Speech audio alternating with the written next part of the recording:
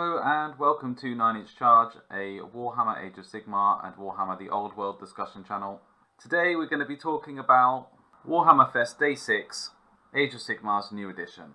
There's absolutely heaps to talk about, brand new models, new teasings of game mechanics, and a new enemy for Stormcast Eternals on the rise.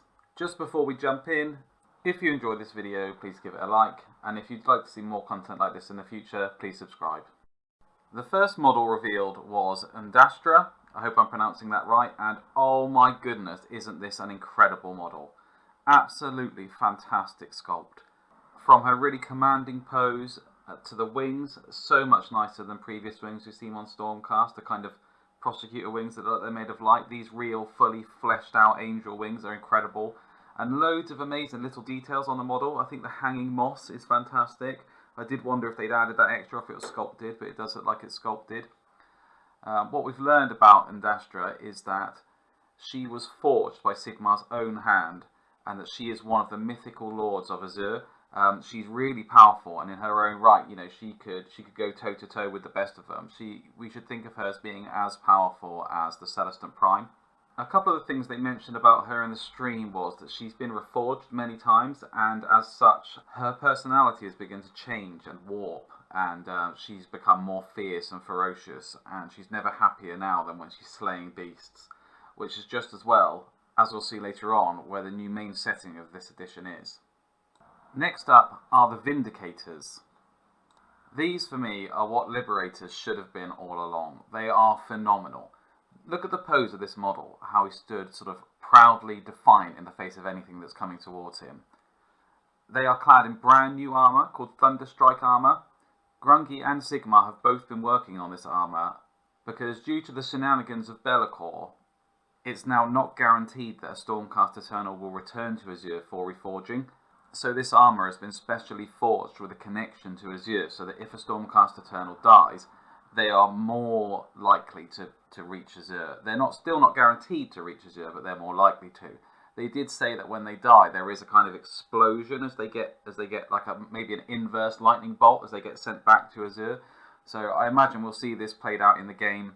Maybe they'll cause a mortal wound or something every time one of them dies. This does make me wonder if we will see a phasing out of the old Liberator. Next to this model, he does look a bit tired. I mean, he has served his purpose. And he is easy to build and gets people into the hobby.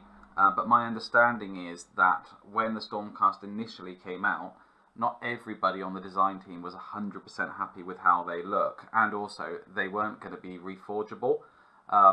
So now we see a reimagining of these Liberators, of the battle line unit for Stormcast, and also reforging isn't guaranteed. So it just makes me wonder if this is a new direction, and with the way the narrative is being driven, we might see that the older generation of Stormcast won't be reforged, and therefore will begin to die out slowly. I don't know if we will see this happen or not. I mean, it is going to be a way to annoy your customer base if they've invested a lot of money in a Stormcast army, so we'll just have to wait and see. But I think, people who are going to buy new models 100% are going to buy these over the old ones anyway. They normally try and make older models playable, but we'll just have to wait and see. The rulebook's just around the corner, and we'll see what place Liberators have, compared to these guys. The last unit revealed were the Annihilators, and oh my goodness, this is phenomenal. When I saw this model, I thought, well, this is a new hero. This is a new character, standalone. But this is just the unit prime. They come equipped with a 2+ armor save, and on the charge, they're going to do impact hits. They are likened to raging bulls when they charge in. So this is a new line of Paladin to go along with your Retributors and such the like. So he's going to stand on a 40mm base. He's going to be absolutely massive. I wonder if he'll be even bigger than the other Paladins. We'll just have to wait and see. But yeah, phenomenal model.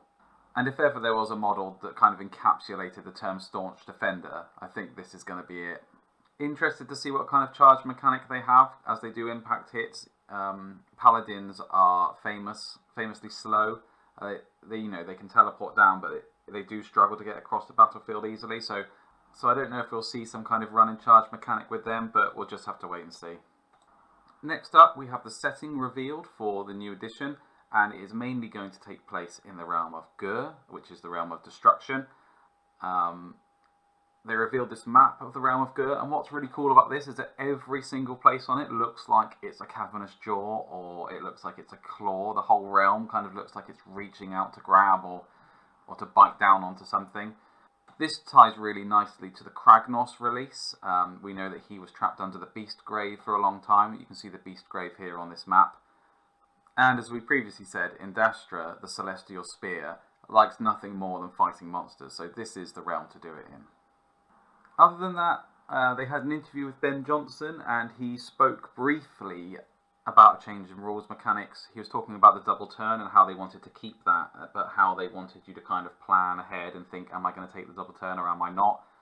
It has been rumoured elsewhere that the change to the double turn mechanic will be, if you go second in turn 3, then you will be able to remove an objective from play. We've already seen this remove an objective from play rule used elsewhere in the General's Handbook 2020 in the Blazed Edge scenario, where if you go second you can pick an objective to burn. So they may choose to incorporate it into the main game. We'll just have to wait and see. At the moment it's an unconfirmed rumour, but the fact that rumour is out there, and then also you have Ben Johnson talking about how they're trying to tweak the turn mechanic, it may well be something that we see. They also showed this incredible piece of artwork, which is going to become the cover of the new Age of Sigmar rulebook. Really amazing piece of artwork. I love how she's just like shattering her way through and breaking off limbs of whatever these gribbly beasts are. The look on her face of sheer determination.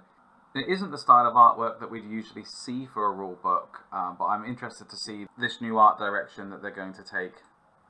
And that is everything that they showed, with one exception. So obviously we can surmise that the Stormcast are going to be the first half of the starter box.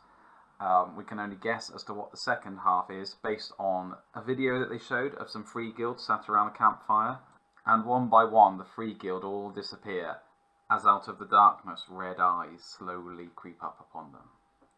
Okay, so we'll round it out with that.